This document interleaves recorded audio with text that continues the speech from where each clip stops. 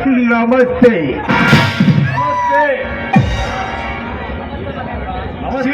నమస్తే శివారెడ్డి, అర్జెంట్ గా రమ్మని ఫోన్ చేసావంట. ఏంటి విషయం? అవును మహేంద్ర, నువ్వు ఒకరిని పైన కానీ పంపించాలి. ఎవరు చెప్పు శివారెడ్డి? చాలాసరికి కొడుకు తెచ్చి నీ కాలు ముందు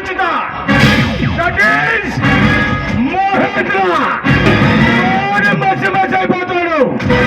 చెప్పు, సందేశం వద్దు. మహేంద్ర, రాజానే ఒక్క రకంగా నాపై పోటీగా నిలబడుతున్నాడు. వాడి అంతు చూడాలి నువ్వు.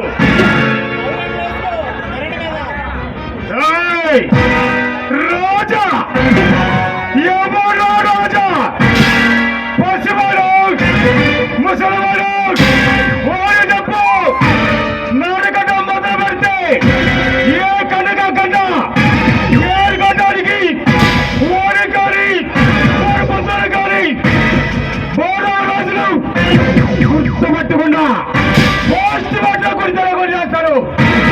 అది శివారెడ్డి ఈ మహేంద్ర తమ్మటి. మహేంద్ర, వాడు పేద ప్రజల గుండెల్లో ఆరాధ్య దైవం. నాపై పోటీగా నిలబడుతున్నాడు. వాడిని పైన కానీ పంపిస్తే నాకు అడ్డే ఉండదు. కొడుకు 24 రాష్ట్రాల్లో ఎక్కడన్నా చుట్టుపట్టుకొని నీ కాళ్ళ దగ్గరికి వస్తాను. కత్తుకు కండ చేసి కత్తులతో దుక్కుతుంది, రక్తంతో తప్పు చేసి గుండెకాయంతో వచ్చిన వాడు ఈ మహేంద్ర. ఆ విషయం నేను చూసుకుంటాను. నచ్చదగన ఉండు, నీ పని నువ్వు చూసుకో. ఏ నా కొడుకైనా అడ్డమొచ్చి ఈ మహేంద్ర ఫోన్ చేయి. కన్ను ముసిరేబా ఓని కాటి పంపిస్తా.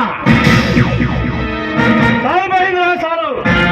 నువ్వు నాకు అంత ప్రోత్సహిస్తే నేను హ్యాపీగా ఈ సేవలో శాంతిగా నిలబోతాను.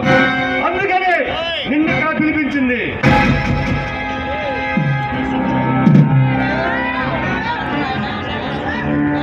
హలో శివారెడ్డి గారు, చెప్పు మహేంద్ర, చెప్పు. నీకేం కావాలో చెప్పు మహేంద్ర. నిశ్చితంగా నేను ఎదుగుతాను మహేంద్ర. కానీ ఆ రాజాగాన్ని భూమి మీద లేకుండా చేయాలి. రేపు ఎలక్షన్ లో నాకు పోటీ లేకుండా చూడాలి. అదే మహేంద్ర నేను కోరుకునేది. శివారెడ్డి, ఈ మహేంద్ర ఉన్నాడు, భయపడద్దు.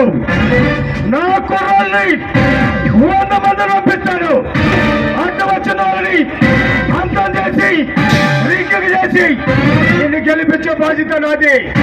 నువ్వు నిశ్చితంగా డబ్బులు పెట్టు, ఓట్లకు వేయబెట్టు, లక్షలు పెట్టు.